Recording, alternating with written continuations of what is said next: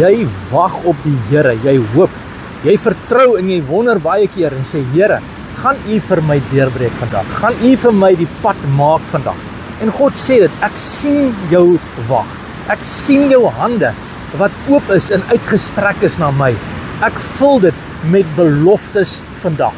Dis God se woord. Wanneer jy dit doen, dan word Klaagliedere 3 vers 25 waar in jou lewe.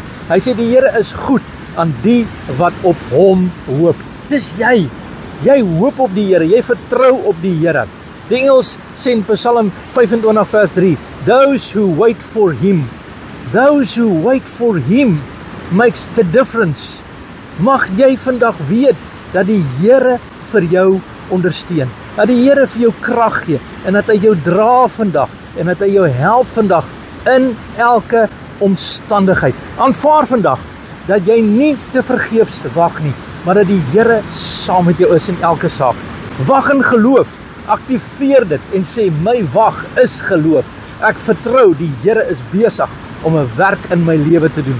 Wanneer jy dit doen, wag jy met verwagting, eer jy God se tydsberekening en dan neem jy leierskap vandag en daardie leierskap sê vandag, omdat ek wag, is die Here in beheer. Vader, ek dank U dat ek vir jou kan bid, dat die Here vir jou sal voorsien vandag in Jesus se naam. Amen en God bless.